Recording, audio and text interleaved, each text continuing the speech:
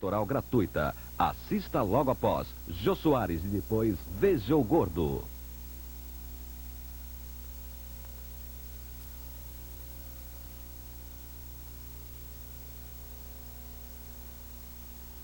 A democracia cristã vai lutar para que o Brasil não se transforme em um caos igual ao Rio de Janeiro, fruto de um governo incompetente e desonesto. Vamos combater a violência e o tráfico de drogas. A democracia cristã vai lutar para que o Brasil não se transforme em um caos igual ao Rio de Janeiro, fruto de um governo incompetente e desonesto. Vamos combater a violência e o tráfico de drogas.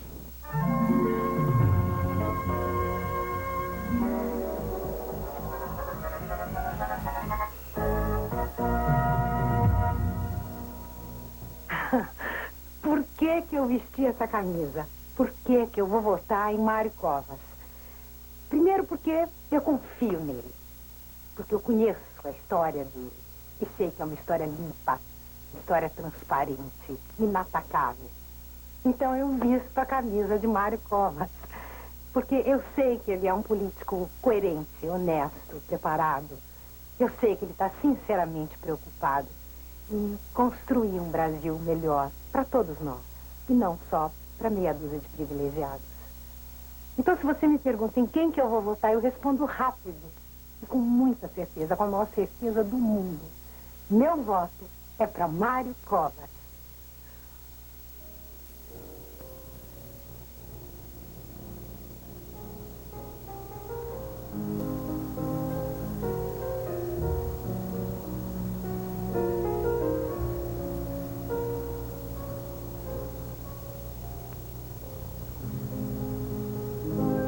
Dona Geni descobriu no Ministério da Educação um grupo de analfabetos. Sem perguntar a ninguém, foi ao seu encontro, retirou deles o analfabetismo. O voto certo. Por que a senhora resolveu dar aulas para os analfabetos do Ministério da Educação? Bem, eu mesma não sabia que no Ministério havia gente analfabeta. Achei aquilo uma coisa impossível. Tinha 219 analfabetos. Como se tratava de adulto, a gente não usou esse método global que é usado para crianças. Nós usamos um processo didático que eu chamei de processo integrado de alfabetização, porque aí as pessoas aprenderiam não apenas a leitura, ou a decifração de vocábulos, mas aprendiam também outras coisas necessárias à vida deles. E o slogan do curso foi: lutar e vencer é nosso dever. Eu vou acabar com o analfabetismo neste país em 5 anos. Este é o compromisso que assumo hoje com a senhora, dona Geni, e com todo o povo brasileiro. Se pensam que é impossível fazê-lo, que não há recursos para tanto, eu lhes direi que neste país existem 20 milhões de analfabetos e com apenas 4% daquilo que anualmente se paga de juros da nossa dívida externa, seria possível acabar com o analfabetismo em 5 anos. Mas seria pouco. Seria desconhecer a solidariedade, a fraternidade, a capacidade de luta, a crença e a afirmação de Dona Geni e de tantas outras Dona Genis que aí existem. Nós vamos convocá-los. O pátio da igreja, a escola de samba, a sociedade Amigos de Bairro, o clube de serviço, para oferecerem os espaços necessários a este imenso processo de alfabetização. Nós vamos convocar as pessoas de boa vontade para participarem dessa tarefa. E a você, jovem universitário, a quem a sociedade como um todo oferece a oportunidade do estudo gratuito, nós vamos convocar para responder a esta responsabilidade, oferecendo um pouco do seu tempo para a tarefa solidária de ajudar a acabar com o analfabetismo. Renovo, Dona Geni, a senhora e a todo o povo brasileiro. Eu vou acabar em 5 anos com o analfabetismo neste país. Mário Covas, porque eu conheço, acompanhei bem o trabalho dele com o prefeito, eu era professora na época, e eu acompanhei todo o trabalho dele na educação, e não só isso, é um candidato que tem uma integridade muito grande e um caráter muito firme. Vou votar no Mário Covas. Vou votar com toda a honra, todo orgulho e estou pedindo para o meu pessoal do povoado de Santo Antônio para votar no Mário Covas. Não o povoado de Santo Antônio como Parelhas, Caicó, Picuí, essa terra que eu sei, que eu fui candidata lá e ganhei. Estou pedindo a vocês para votar no Mário Covas como presidente. Espero vocês, tá? Eu pensei em votar no Mário Covas, porque eu achei que ele fez uma administração boa quando ele era prefeito. Eu acho que o cara já tem experiência, eu acho que ele é honesto, eu gostei da administração dele e vou votar nele para presidente.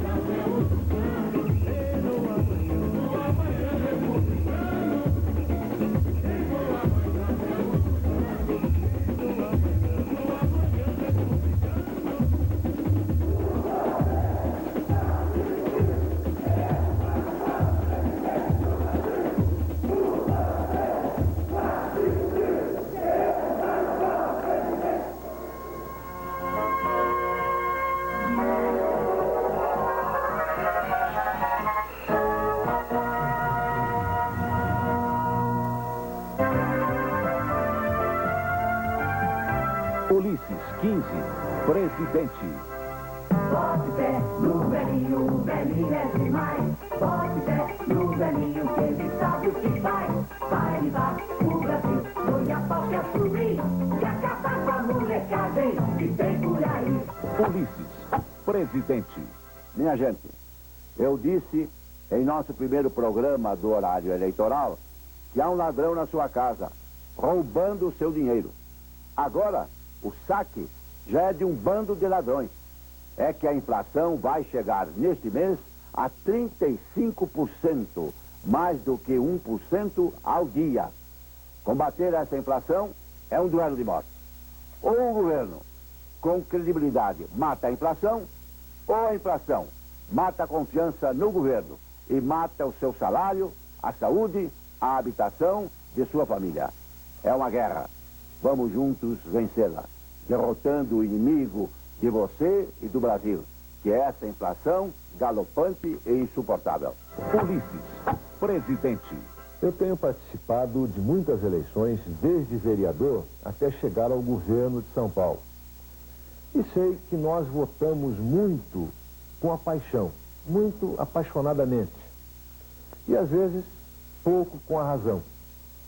Estas eleições presidenciais são fundamentais para o futuro do Brasil, para o nosso futuro, para o futuro dos nossos filhos. É muito importante que nós usemos a razão. A razão.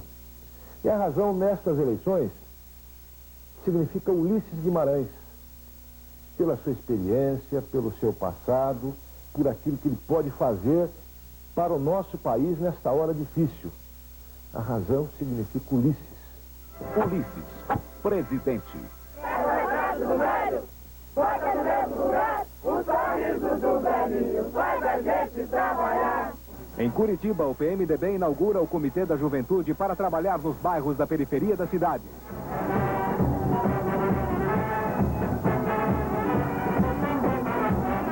No centro de Curitiba, o trabalho dos militantes também não para e os eleitores começam a escolher seu candidato.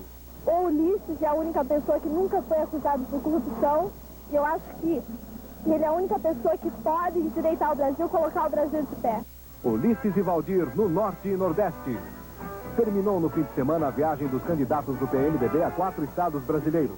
O roteiro começou no Piauí, onde Ulisses e Valdir fizeram 2 comícios. Floriano. Mais fatia, mais fatia. Oeira.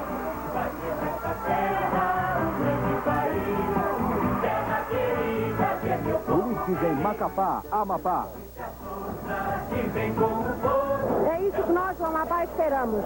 A seriedade, a dignidade e o trabalho, a competência do doutor Ulisses. Ulisses em Manaus.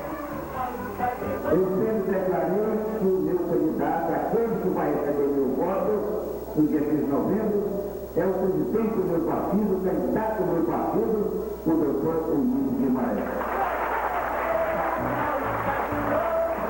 Ulisses em Boa Vista, Roraima. Depois de cruzar a Amazônia toda, Ulisses voltou para Brasília neste domingo e foi recebido pelo fã-clube mais fiel que tem, as crianças do conjunto onde ele mora. Eu fico muito feliz de ter a criançada do Brasil comigo. Agora me explica uma coisa, por que as crianças gostam tanto do doutor Ulisses, hein? Porque ele é um velhinho carinhoso, ele é um homem experiente. É? E como é que você vê isso? Eu mesmo, é uma coisa formidável, né? Ele é até tão carinhoso que, em vez de me chamar de velho, chama de velhinho, é um diminutivo. Eu fico muito feliz. Como é que é essa música que vocês fizeram pro doutor Ulisses? Como é que é? Cantem aí. Tá na hora, tá na hora, tá na hora de votar. Vote no Ulisses, vai ser, vai ganhar. Antes de entrar em casa, Ulisses encontra um de seus amigos no caminho. O garoto está chateado porque não entrou na fotografia da vitória. Mas acaba ganhando uma força. Opa, Um abraço. Pronto, vai ficar aborrecido por causa disso, não tem importância nenhuma, viu? Agora, finalmente, Ulisses vai para casa. Amanhã começa tudo de novo. Ulisses, presidente. Por que o PMDB aceitou José Sarney como vice de Tancredo? Em 1984, vocês se lembram? O Brasil viveu as maiores manifestações populares da sua história. As diretas já. O país inteiro foi às ruas para gritar bem alto não à ditadura. A emenda das diretas já foi derrotada no Congresso Nacional pelos mesmos homens que serviram ao regime autoritário. O Brasil inteiro ficou triste, mas a luta tinha que continuar. Era preciso conquistar a transição e chegar à democracia. Restava-nos enfrentar o próprio colégio eleitoral. Mas era necessário ampliar nossa base parlamentar. Do contrário, nós seríamos derrotados novamente, como nas diretas já. Formara-se então, pela pressão da opinião pública, a dissidência do regime militar, e essa aliança foi indispensável. Não podíamos colocar em risco os passos já conquistados pela nação. Era preciso avançar. Não era o ideal, mas teve que ser assim. Essa dissidência fez a indicação do vice, que foi José Sarney, de nossa parte. Tancredo Neves tapou o nariz para entrar no colégio eleitoral e venceu. Mas o destino foi cruel com o Brasil. Tancredo morreu. O governo atual foi um acidente de percurso na caminhada da democracia brasileira. Agora vamos eleger um governo do PMDB sem Sarney, para que Ulisses retome a luta, o povo, por uma vida melhor. Programa de governo. O Japão é a educação. Sem educação, o Japão não seria o Japão de hoje, competindo vitoriosamente com todo mundo. Sem educação, não há salário produtivo, porque não há produção, muito menos produtividade, que só é possível com a tecnologia, estágio avançado da educação.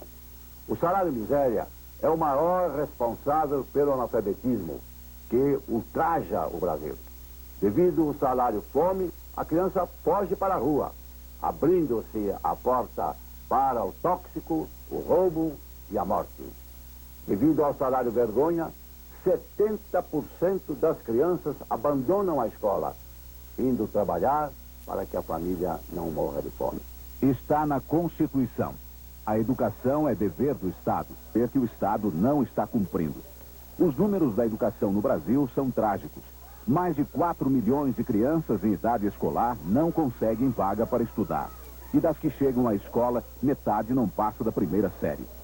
A Constituição prevê a elaboração de um plano nacional de educação que leve ao fim do analfabetismo. A cada ano que passa, esta é uma tarefa mais difícil. A população cresce e com ela o número de pessoas que não sabem ler nem escrever. Pior, esse número cresce justamente entre as crianças de 7 a 14 anos. Os brasileiros a quem o Estado tem o dever de dar educação. O Brasil tem hoje 32 milhões de analfabetos, quase um terço deles em idade de frequentar a escola. Infelizmente, chegar à escola não é garantia de uma boa educação. Ninguém aprende de barriga vazia. O programa de merenda escolar ainda é insuficiente para impedir que as crianças abandonem a escola por não ter o que comer. A situação das escolas também é precária. Falta material. Faltam até condições de higiene. É difícil dizer o que é mais grave. Para aprender é preciso ter quem ensine. E outra triste realidade é que os professores estão entre os profissionais mais mal pagos do país. Chegar ao fim do funil, que é o sistema educacional brasileiro, é mais que uma aventura. É uma prova de fogo que poucos têm condições de concluir. No meu governo, implantarei soluções. E, além da melhoria salarial para todos, é necessário aumentar condignamente os vencimentos dos professores para assegurar a qualidade de ensino. Jornada única no ciclo básico, de 5 a mais horas, também é importante, pois assim a criança aprende mais, além de melhorar o seu ambiente cultural. Merenda escolar e leite para todas as crianças. Expandir a pré-escola em convênio com os municípios. Municipalizar o ensino com a transferência de recursos da União e do Estado, sem afetar, contudo, os professores.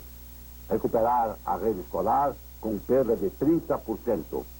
Quanto à universidade, isso é da maior importância, instituir o período noturno e reformar o vestibular, para que não seja privilégio dos ricos, uma vez que pobre tem que trabalhar durante o dia e não pode pagar cursinhos.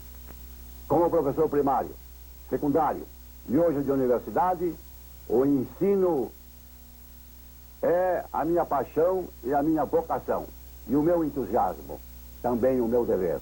Como presidente da República, irei cumpri-lo. Ulisses, presidente. Bote fé no velhinho, o velhinho é demais. Bote fé no velhinho, que ele sabe o que faz. Vai levar o Brasil no Iapau que assumir e acabar com a molecagem que tem por aí. Bote fé no velhinho, o velhinho é demais. Bote fé no velhinho, que ele sabe o que faz. Vai levar o Brasil no Iapau que assumir e acabar com a molecagem que tem por aí.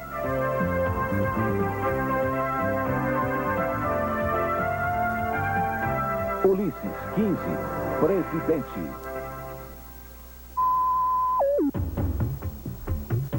Quantos somos nós? Quantos querem de fato impedir a destruição do Brasil? Pensa bem, bota verde, bota na vida. Caveira, presidente do Brasil!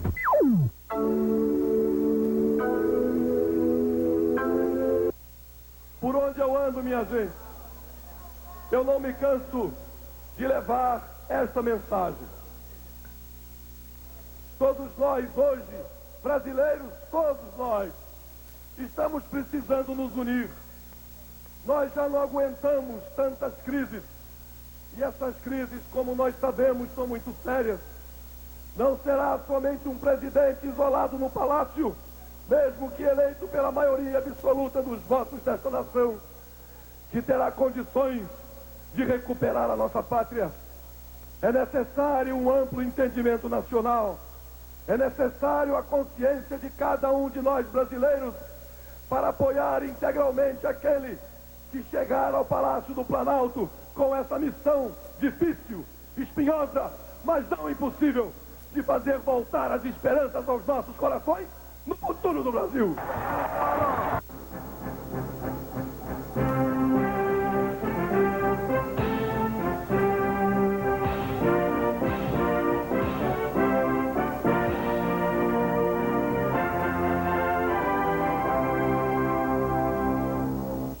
Estado do Rio de Janeiro, Norte Fluminense. Fernando Collor foi recebido nas ruas de Itaperuna por milhares de pessoas que já sabem quem vai construir um Brasil melhor. Só existe um, Fernando Collor de Mello. Hoje em Itaperuna, eu quero dizer a vocês, minha gente, que onde quer que eu esteja, para onde quer que eu vá, vocês sabem que sempre poderão contar com um político que tem vergonha na cara e que vai fazer. Bom Jesus do Itabapuana. Mais de 5.000 eleitores foram dar seu apoio a Fernando Collor. Saio de Bom Jesus de Itabapuana. Agradecido pela generosidade com que vocês hoje me recebem. Essa atenção, esse carinho, ficarão para sempre gravados na Rádio Belém.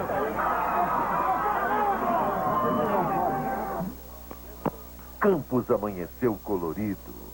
De todo o estado do Rio vieram caravanas saudar o Brasil novo. Ele é novo e que vamos no Brasil pra frente, né?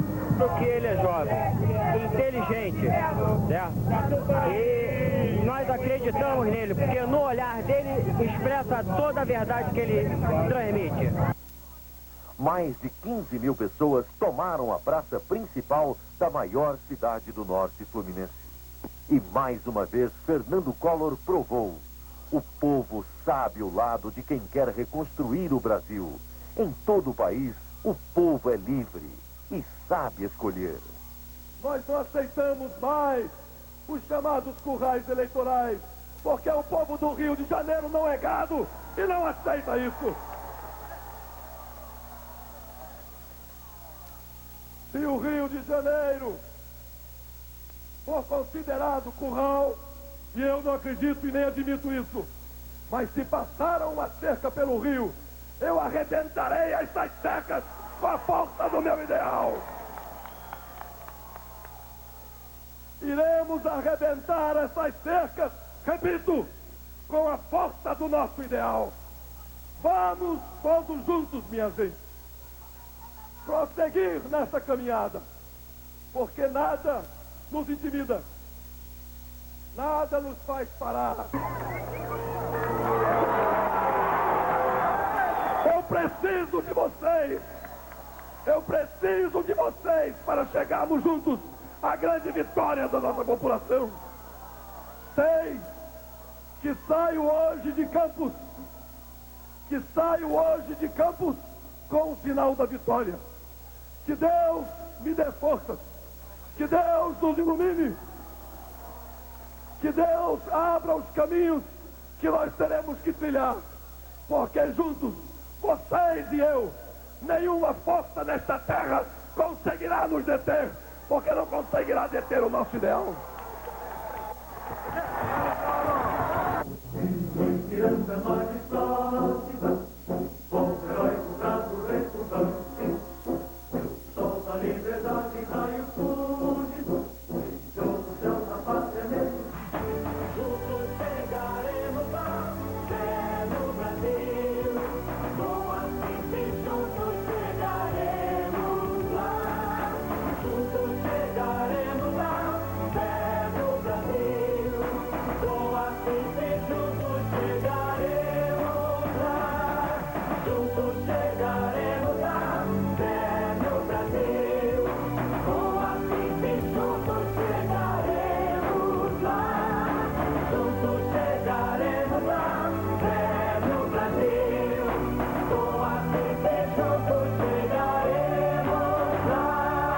Venho lá das Minas Gerais.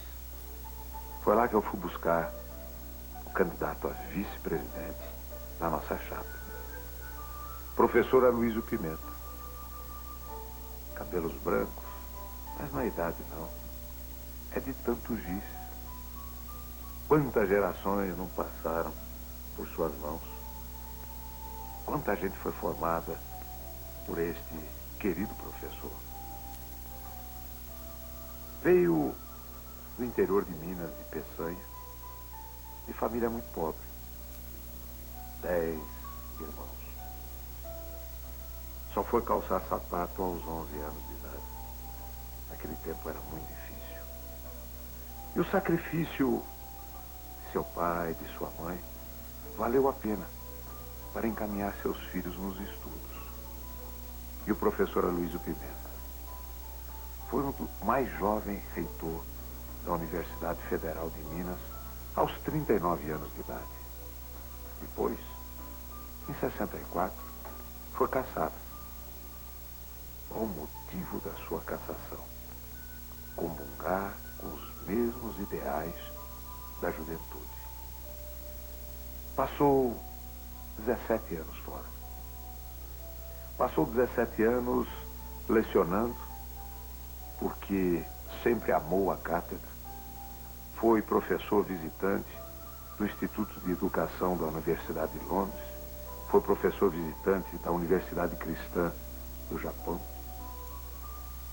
E nesses 17 anos, quando seu pai faleceu, quando sua mãe faleceu, não pôde voltar ao Brasil. E nem por isso teve rancor ou teve ódio. Pelo contrário, aumentou o seu amor. Aumentou o seu amor pelo nosso país, porque quando esteve lá fora, viu a grandeza da nossa grande nação.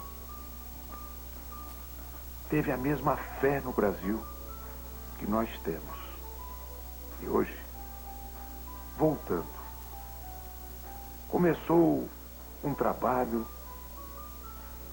no governo Tancredo Neves, em Minas Gerais, que o convidou depois para ser ministro da Cultura. E naquela época, foi criticado. Foi criticado por algumas elites do pensamento cultural brasileiro. E qual foi a razão, meu caro professor, para que setores da elite cultural brasileira não gostassem daquilo que foi dito?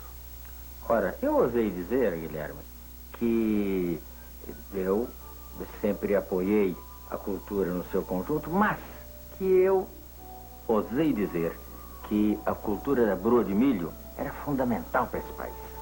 Que a cultura da cachaçinha era fundamental também.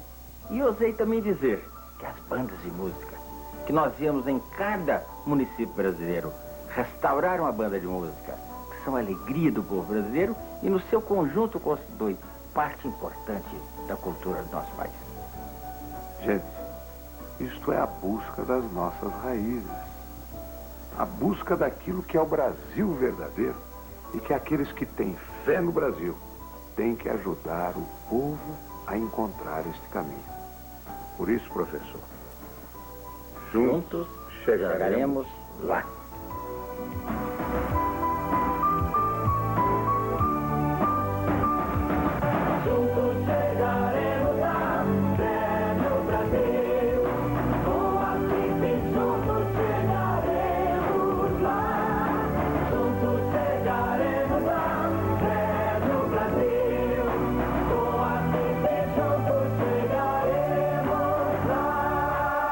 Ô engomado nojento, dessa vez nós encardidos vamos invadir o Planalto. O homem é o pai do Vale Transporte. Vale tudo, vale o que vier.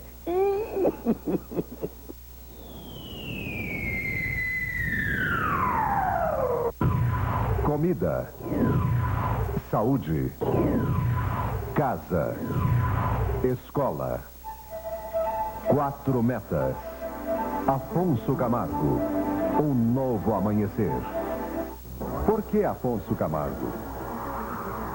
Porque Afonso Camargo é inimigo do desperdício.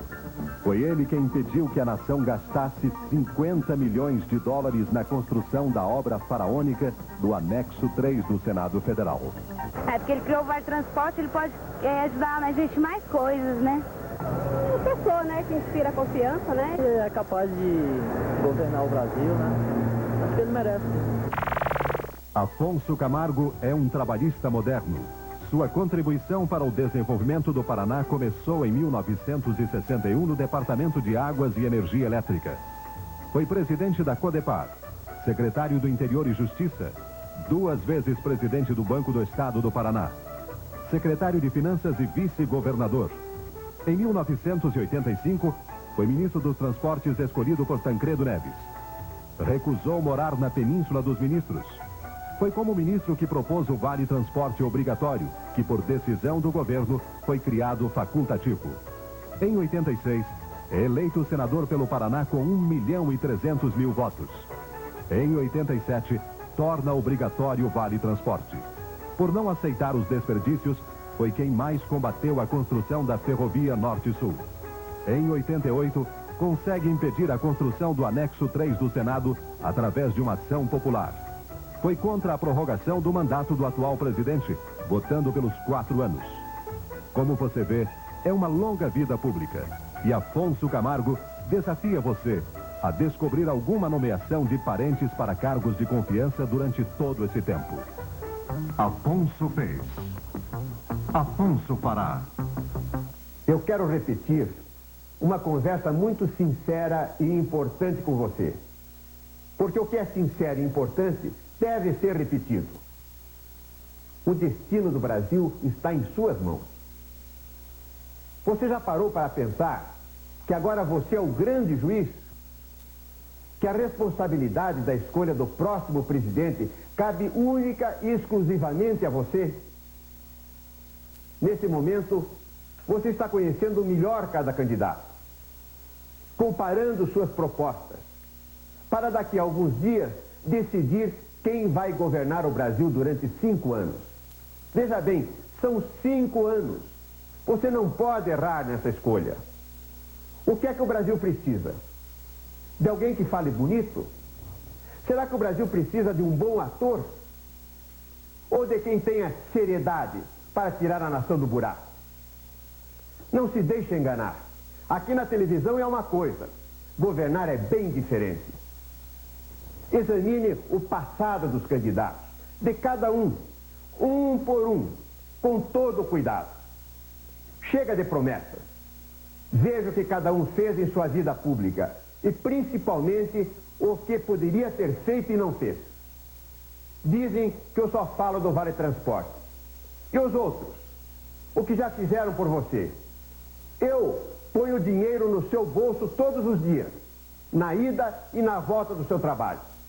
E vou fazer muito mais por você como presidente. Isso eu garanto. Afonso fez. Afonso fará. É só voltar no homem.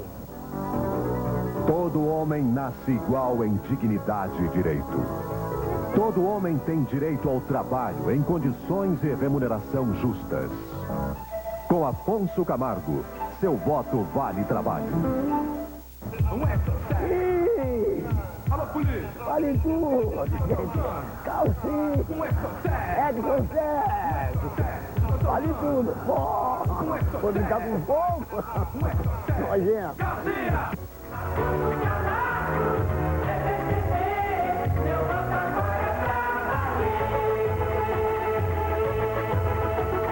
É só voltar no homem. A legitimidade. Afonso Camargo, um novo amanhecer.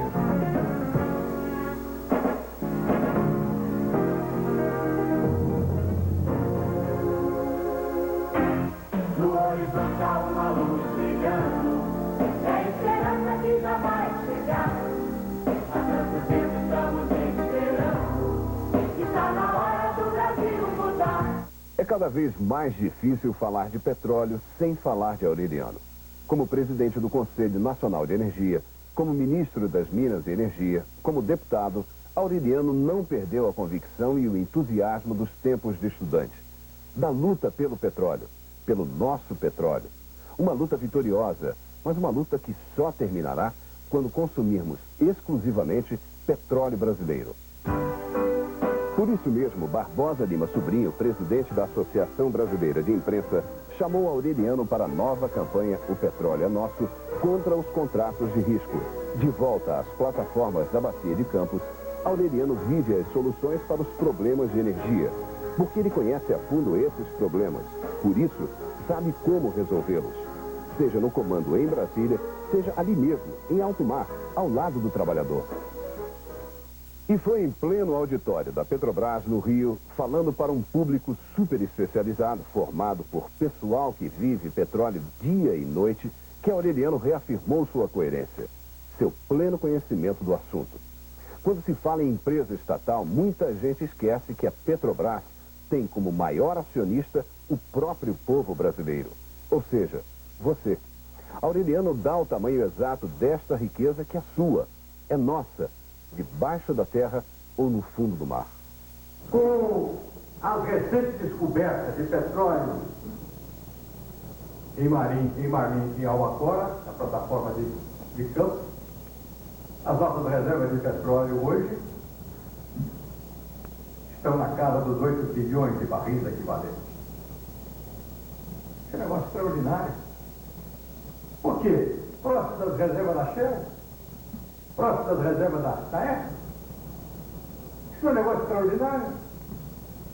Quais foram os países do mundo, nas condições do Brasil, que saíram de uma produção de petróleo de 167 mil barris? E em pouco mais de 10 anos, atingimos mais de 600 mil barris. Quais foram os países do mundo? Estou falando para esse auditório para ele me responder. Quais foram os países do mundo que fizeram isso? Sim, mas isso esquece. E em grande parte a imprensa esquece também. Isso não é notícia, né? Isso não é notícia. Prova da competência e da eficiência do homem brasileiro não é notícia. É notícia. Os malandros que corrompem e são corrompidos. Esse é um problema fundamental. E nós temos que ter isso em mente. Para que essa onda de desânimo, de desprezo, uma espécie de hipocondria cívica, está tomando conta desse país. É possível isso? Penso que não. Eu estou absolutamente convencido de que, primeiro, temos que preservar as empresas estatais, que são fundamentais ainda para o desenvolvimento desse país. Temos que preservar a qualquer custo, e para isso eu convoco não só os homens da Petrobras, mas para todos os brasileiros indistintamente, para nós preservarmos o orgulho de brasileiros, o monopólio estatal do petróleo. Austeridade, autoridade, dignidade. Aureliano, 89. Você já sabe o que Aureliano acha da Petrobras. Vamos ver agora o que a Petrobras acha de Aureliano. Não só como administrador, mas acima de tudo como um homem justo. Um homem preocupado com coisas como anistia, direitos humanos, liberdade de expressão. O primeiro ponto relacionado com a anistia. Foi o ministro Aureliano que trouxe de volta para a Petrobras centenas de companheiros nossos que tinham sido punidos injustamente, através de perseguição política, e foi o primeiro ministério, o Ministério das Minas e Energia, sob a coordenação do ministro Aureliano Chaves, que providenciou a anistia. Hoje, para você saber, existem ainda ministérios que ainda, até hoje, não reconheceram a anistia. Eu fui um lutador pela Petrobras, lutei e fui várias vezes processado, perseguido e preso para que a Petrobras existisse. Portanto, era uma dura injustiça eu ter sido afastado da empresa. Então, o retorno para a Petrobras me trouxe bastante alegria e gratificação. O ministro Aureliano, na época, foi um dos que teceu armas em favor nosso, da Petrobras, pelo menos, onde ele tinha bastante influência e, como ministro das Minas e Energias, ele criou leis, portarias, regulamentos, o que foi necessário para que se cumprisse pura e simplesmente a lei da anistia. Esta rara habilidade para administrar com eficiência os recursos materiais e os talentos humanos é que fez de Aureliano candidato à presidência em 15 de novembro, contando com o entusiasmo e a recomendação de quem conhece de perto o trabalho, as ideias e os objetivos dele. A associação, enquanto entidade plural, representando o pensamento do engenheiro médio da Petrobras, ela não tem candidato, mas ela informa e diz de público para o país que o ministro Aureliano Chaves é um candidato nacionalista, sério, correto e que merece o respeito de todos os brasileiros.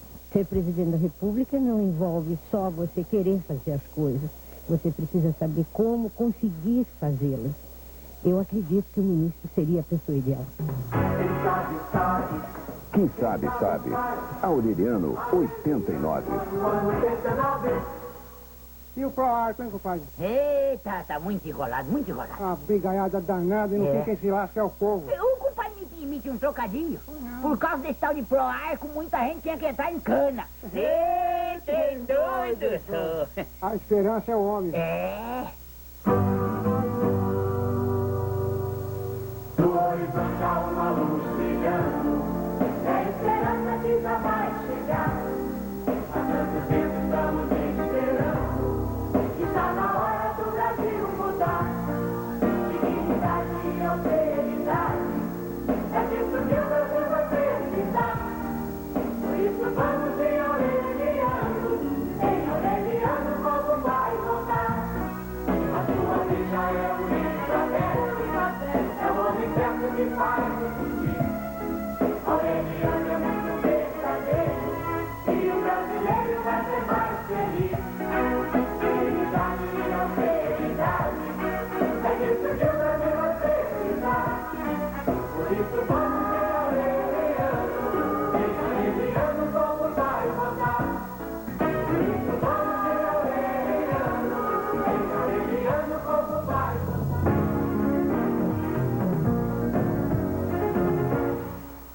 Quando uma ponte cai, o engenheiro é o culpado. Quando o doente morre, o médico é o culpado. Quando o país está falido, o povo passa fome, quem são os culpados? É claro que são os políticos. Tem algum deles ainda o direito de querer ser presidente da República? Meu nome é Enéas. Falta governo, falta Caiado. Minha gente, existe uma grande mentira neste país e eu quero aproveitar o momento para desmistificar isso. Falam que a agricultura neste país é subsidiada. É mentira. Está aqui o nosso contrato, a nossa cédula rural pignoratícia. Nós pagamos a mesma taxa de juros que paga qualquer cidadão que toma um dinheiro emprestado em qualquer banco neste país. E quero deixar claro, é o único país do mundo onde a agricultura arca com essa taxa de juros. Em todos os outros países desenvolvidos, a agricultura é subsidiada. Caiado e Calazans. Estive agora no interior e vi a angústia dos meus companheiros, gerentes e funcionários do Banco do Brasil, por não ter ainda, neste momento, poder afirmar aos produtores rurais de que há recursos para o próximo custeio agrícola. Esquecem aqueles tecnocratas de Brasília, de que quem diz o momento do financiamento da produção rural não são eles, é São Pedro. Até este momento, o governo ainda não liberou dinheiro para financiar a agricultura. Para isso, eles não têm. Mas para financiar corrupção, negociatas, mordomias, empreguismo, isso tem em abundância. O que nós queremos denunciar é que o tempo está passando. A agricultura não pode esperar. Tínhamos, neste momento, de estar com as terras prontas, com as terras preparadas para podermos semear os nossos grãos. No entanto, minha gente, a irresponsabilidade desses tecnocratas chega a esse nível. Vejam, se faltar alimento em sua mesa no ano que vem, a responsabilidade é única e exclusiva desses tecnocratas e corruptos que gerenciaram a política econômica e agrícola do nosso país.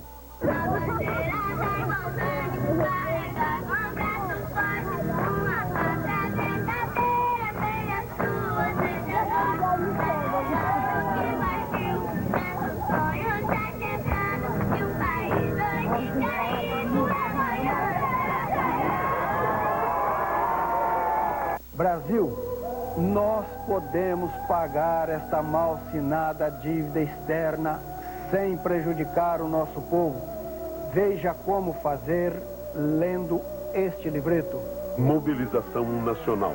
O caminho da independência, da verdadeira liberdade. PMN, o Partido da Mobilização Nacional, apresenta as ideias do ex-deputado Celso Brandt, seu candidato à presidência da República.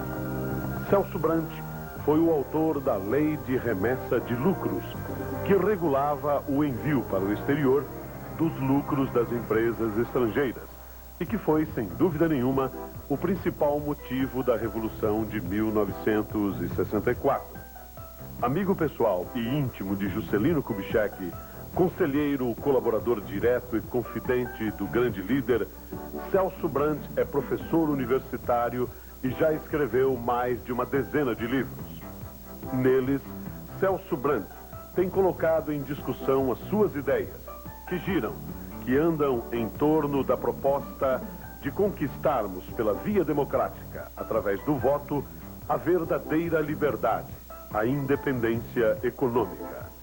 Celso Brant defende a ideia de que, mobilizado, ou seja, decidido, organizado, informado, preparado para a luta, o povo brasileiro resolverá todos os seus problemas. O projeto nacional que nós oferecemos ao Brasil está baseado numa ideia fundamental, que é a ideia da mobilização nacional. Se o povo brasileiro se unir, se o povo brasileiro se reunir dentro de um projeto político, se o povo brasileiro quiser resolver imediatamente todos os seus problemas, esses problemas serão resolvidos. Porque em toda a história da humanidade, aqueles povos que se mobilizaram tiveram condições de atingir os objetivos fundamentais para a criação de uma nação livre e soberana. A única solução para o Brasil é uma grande mobilização nacional. O Partido da Mobilização Nacional é o primeiro partido brasileiro e o primeiro partido do terceiro mundo.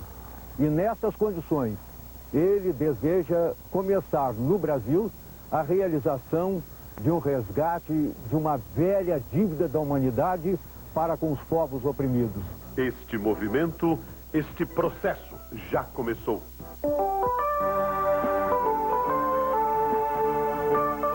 Palácio do Planalto fica em Brasília. É o lugar onde trabalha o presidente da República. No dia 15 de março do ano que vem, quando o próximo presidente subir a rampa, pode estar começando uma nova era para o nosso país. Para isso, você precisa ter muita fé que as coisas podem mudar.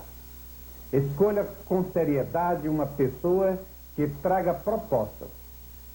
Isto é muito importante. Algo que seja novo, diferente.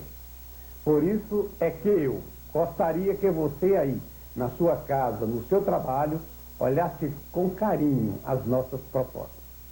O Brasil só vai ser um país forte se nós mudarmos o sistema de impostos.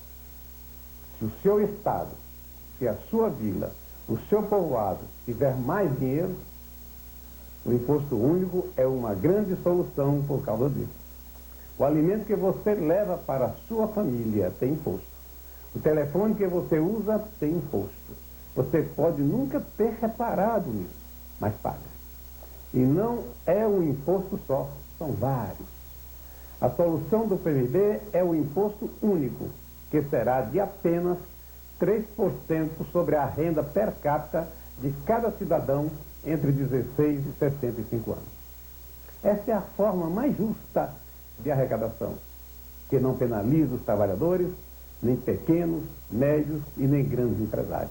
A verdadeira sabedoria está nas coisas simples e não em planos econômicos absurdos. E nós queremos implantar o municipalismo no Brasil. O que é municipalismo? É fazer o seu dinheiro da sua cidade ficar na sua cidade.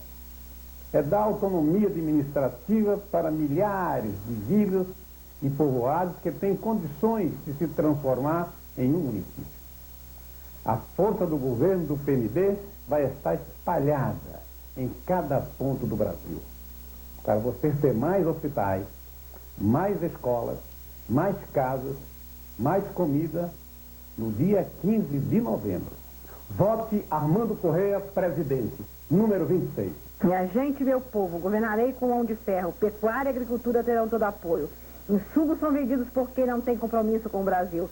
O campo é escravo das indústrias dos atravessadores. Pequenos e médios ruralistas são vítimas do modelo econômico atual. Agora é a vez do povo. Um programa da Frente Brasil Popular na sua. Aqui você vê o povo na TV. Grande sucesso da visita de Lula a Belém do Pará.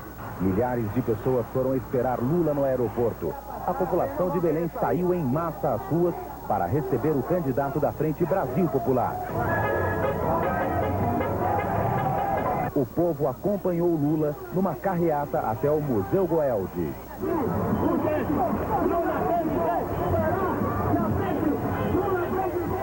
Numa entrevista coletiva, Lula apresentou a proposta da Frente para a Defesa da Amazônia. Para nós, essa parte é tão importante.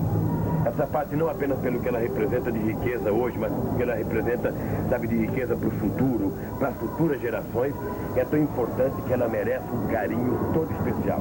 Nós não deveremos pensar aqui apenas do ponto de vista econômico. Devemos pensar aqui apenas também do ponto de vista da preservação da fauna, da flora, da preservação da nossa riqueza, inclusive preservando um mundo mais saudável para a futura geração brasileira. Veja, nós da Frente Brasil Popular apresentamos um programa de governo para a nação. E esse programa de governo é global. Nós pretendemos, a partir da elaboração desse programa de governo global, tentarmos estabelecer um programa de governo regional. E aí nós vamos estabelecer, fazer um chamamento à comunidade científica de cada região para que elas elaborem o plano de governo, o programa de governo a ser adequado para cada região.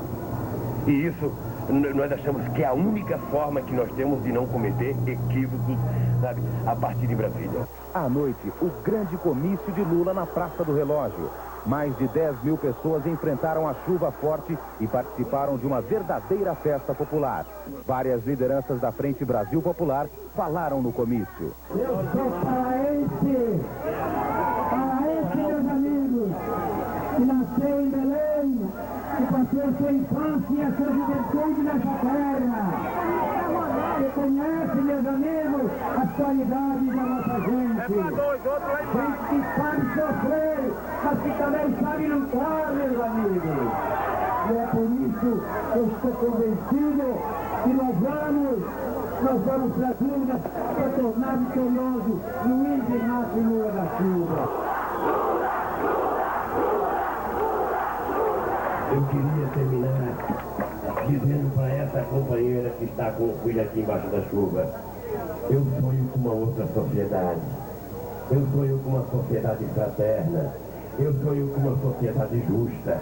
Eu sonho com uma sociedade igualitária. Eu sonho com uma sociedade socialista. E nós um dia teremos de conquistar essa sociedade. Por isso, companheiro, de todo o coração, eu gostaria de agradecer aos militantes da Frente Brasil Popular. Gostaria de agradecer ao povo de Belém. E gostaria de dizer para vocês que eu vou chegar em São Paulo e vou dizer: não é verdade que a gente era segundo na pesquisa de Belém. Na verdade, nós somos primeiros na pesquisa e nas ruas de Belém. Muito obrigado, companheiros. E até a vitória que a Deus quiser.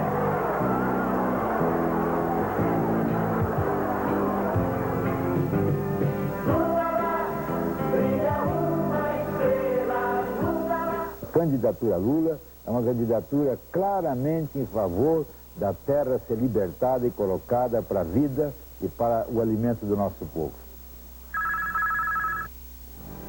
No Povo de Ouro, as músicas que vão tomar conta da campanha eleitoral. Vai lá e vem, cantando os rios verdes mata.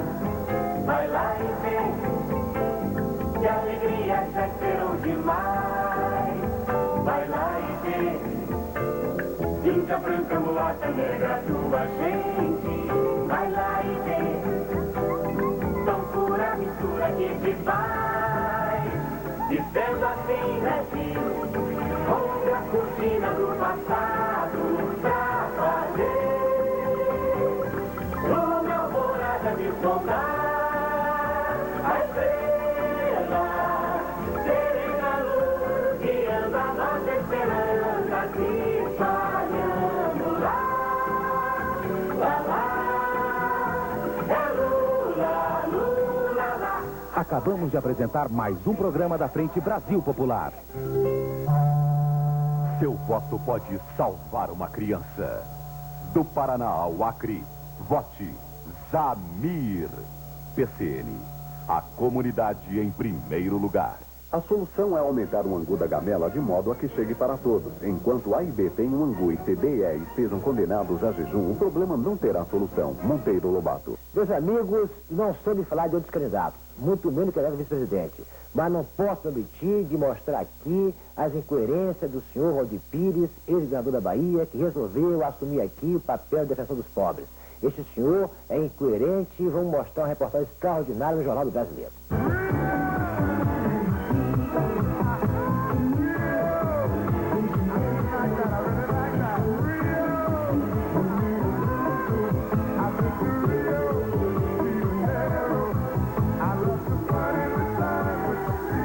Nós estamos no Rio de Janeiro, a cidade maravilhosa, mais precisamente em Copacabana. Esta é a Avenida Atlântica, uma das mais famosas avenidas do mundo, com os melhores hotéis, as mais sofisticadas boutiques e a praia mais badalada do planeta. Aqui, o metro quadrado de cada um desses apartamentos vale uma fortuna, uma verdadeira fábula. E as coberturas, então, não dá nem para imaginar. Nesse prédio, existem 2 apartamentos duplex de cobertura luxuosíssimos, com mais de 500 metros quadrados cada um. Cada apartamento desse vale mais de $1.500.000. Um desses apartamentos é do cabeleireiro Jambert, o mais famoso cabeleireiro do Brasil. O outro, adivinha de quem é? Eu soube que nesse prédio aqui, uma das pessoas famosas que mora é o Jambert, cabeleireiro, numa cobertura, certo? Não escutei. Mora na cobertura. Na cobertura? É. Quem mais famoso mora aqui? Mora alguém mais famoso? Ministro Valdir Pires. Quem? Ministro Valdir Pires. Ele mora onde aqui? Cobertura. Então vejam que caiu a máscara da face. Seu Valdir Pires diz que é uma coisa e é outra. Então, pelo bem do Brasil e da Bahia e da credibilidade política, ele tem que renunciar à sua candidatura já. A solução é aumentar o angu da gamela de modo a que chegue para todos. Enquanto A e B têm um angu e C, D e E estejam condenados a jejum, o problema não terá solução. Monteiro Lobato. É um homem que cria as condições para se pensar esse país de forma diferente.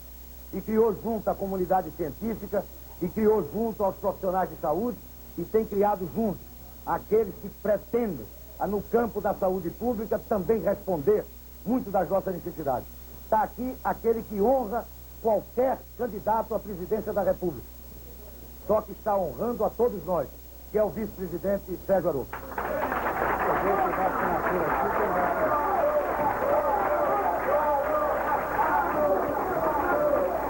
Então, uma campanha como essa, como abre, realmente ela tira o partido da clandestinidade de uma forma completa, não é só ganhar uma legalidade burocrática do partido poder se manifestar.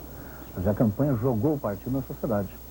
E muitas vezes o partido, inclusive, acho que ele está até assustado, não só de estar tendo esse espaço na sociedade brasileira, mas até pela temática que está sendo enfrentada. Então, essa oxigenação, acho que ela está atravessando o partido em todos os sentidos, né? Na temática, de colocar questões como a questão do socialismo, como a questão do meio ambiente, a questão da mulher, a questão da sexualidade, a questão da droga, além das questões, vamos dizer, as questões típicas já do partido, a questão da reforma agrária, ela modernizou os objetos de luta política. Né? E ao colocar o partido em campanha, né, e nessa estratégia de necessariamente ser uma campanha suprapartidária, está fazendo com que o partido fale com a sociedade com outra maneira, né? E com outro tom, com outras cores, com outra criatividade. Né? Então acho que muitas vezes ele está assustado, tem pessoas que ainda... Eu tive agora em Ribeirão Preto e cheguei para visitar um vereador do Partido Comunista e veio um pessoal junto comigo e depois que nós fizemos visita, um deles me confessou, sabe que toda vez que eu entro na sala e vejo assim, vereador do PCB, ainda me dá medo, né? E eu fico olhando para os dois lados para ver se a polícia não está vendo eu entrar na sede. Né? Na realidade, a clandestinidade ainda está na cabeça do partido, está ainda nas práticas, né? E a campanha, eu acho que ela está fazendo a psicanálise da clandestinidade. É a primeira vez que eu voto num candidato indicado pelo Partido Comunista. e de todos os candidatos que estão aí, eu acho que o único que a gente vota diz assim, esse é um bom candidato mesmo, é o Roberto Freire e o Sérgio Arouca. É Freire, para presidente, é Freire, meu bem.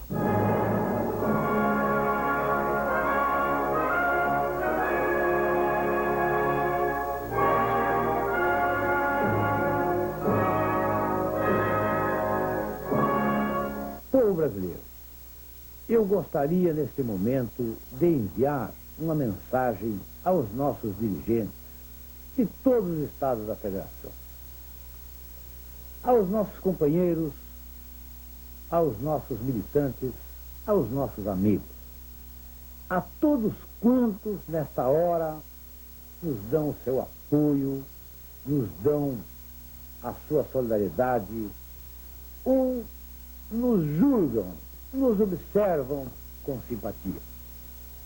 Nós precisamos, neste momento, ampliar, levar até os capilares a nossa organização. É possível que ainda faltem alguns municípios entre os mais distantes e menores, para que o nosso partido tenha diretórios e comissões provisórias em todos os municípios do país. Mas nós precisamos chegar até lá. Precisamos organizar a fiscalização, designar e treinar fiscais, para acompanhar a realização das eleições, para que tudo se processe regularmente e de uma forma honesta. Mas, especialmente, nós precisamos nos preparar para acompanhar e fiscalizar as apurações. Vejam o que ocorreu no México, na hora em que se introduzem os computadores. Lá ficou uma grande interrogação. Pelo menos, protesto da oposição. Paralisaram os computadores a certa altura e lá se desenvolveu um ambiente de dúvida e de insegurança. Todos nós recordamos o que ocorreu conosco aqui no Rio de Janeiro. Por um triz, não se processou aqui uma fraude. Nós precisamos nos prevenir, porque mesmo vem ocorrendo coisas estranhas. Vejam essa insistência com que manipulam sistematicamente, utilizando a televisão, as pesquisas. Esses índices são sistemas que procuram influir, induzir as pessoas, quase que numa violação do processo de formação de consciência. Eu, às vezes, chego a imaginar que estão querendo criar um clima de falsa vitória, quem sabe lá, para dar cobertura a possíveis irregularidades. Nós não estamos de nenhuma forma levantando qualquer suspeita em relação à justiça eleitoral. Ao contrário, nós prestigiamos sempre essa instituição. Estamos lá colaborando com a justiça eleitoral e com os seus servidores, buscando questionar detalhes de toda essa organização com o propósito de ensejar todo um processo correto e, sobretudo, apurações precisas e honestas. Pois bem, a nossa preocupação vem da possibilidade de que isso ocorra, porque este mundo da informática e da eletrônica, quando essas técnicas são utilizadas por gente perversa, podem realmente resultar em coisas incríveis. E a nossa mensagem é exatamente esta.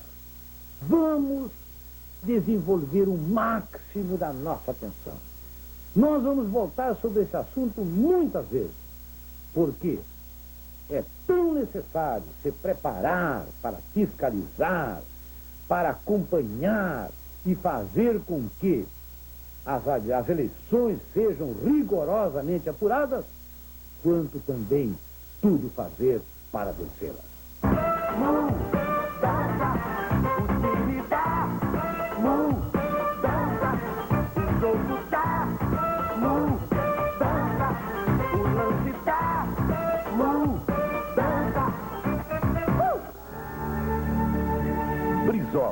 o candidato da esperança.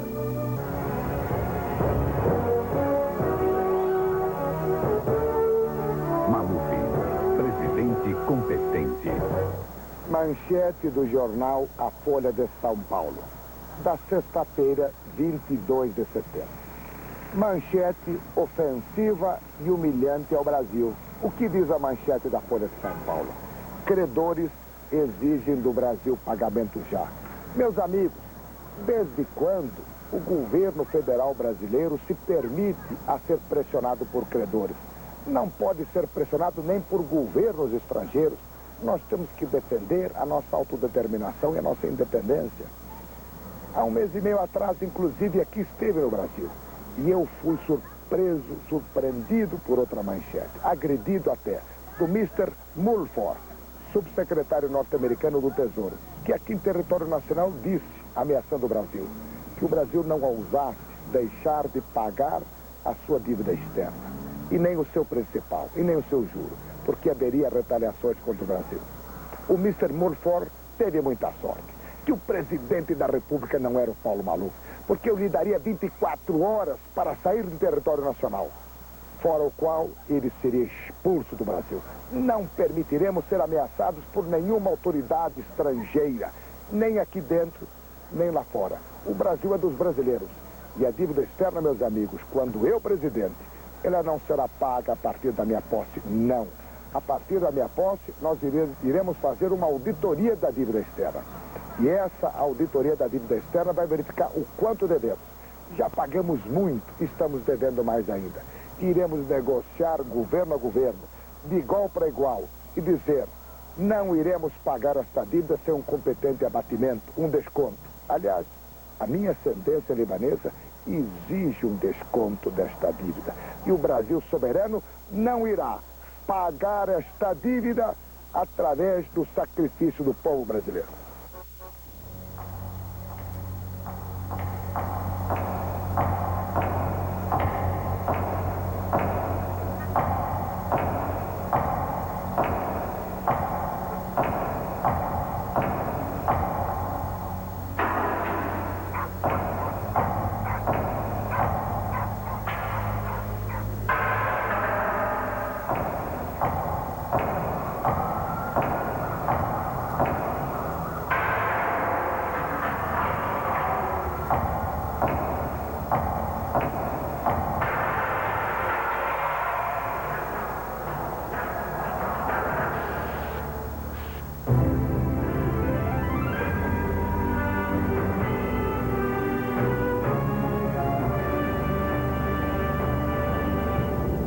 Paulo Maluf esteve na semana passada para um debate com os metalúrgicos de São Paulo e, na ocasião, expôs seu plano de governo. Defendeu uma maior participação do sindicalismo de resultados praticados pelo Sindicato dos Metalúrgicos de São Paulo, dizendo que a democracia se faz pelo diálogo e a melhoria das condições de vida pelo trabalho de todos. E, meus amigos, também como presidente da República, eu quero dizer para vocês que a gente só faz democracia com partidos fortes, mas principalmente com sindicatos fortes. Só existe boa democracia quando existe, na verdade, representatividade. Disse ainda que no Brasil, aqueles que trabalham muito têm que ganhar muito, porque hoje quem trabalha muito ganha pouco, e quem não trabalha corre o risco de virar ministro. Que homem é esse que não cansa, não desiste? O tempo passa, ele resiste. Quando queima, não sossega. Que homem é esse que insiste tanto em lutar?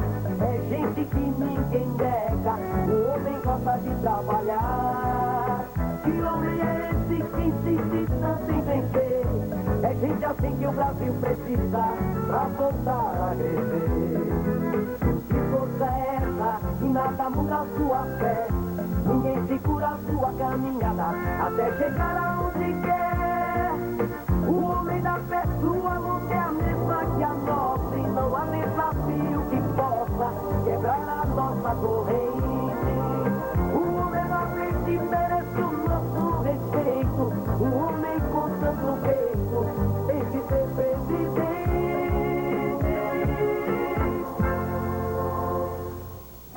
Maluf, Existe um candidato que está explorando a boa-fé dos deficientes físicos, dizendo que se preocupa com eles. Mentira. Pura exploração eleitoral. Quem traiu seus companheiros uma vez não merece nossos votos e nem... De 73, de 8 de junho de 1989. Assista logo após, capítulo inédito da novela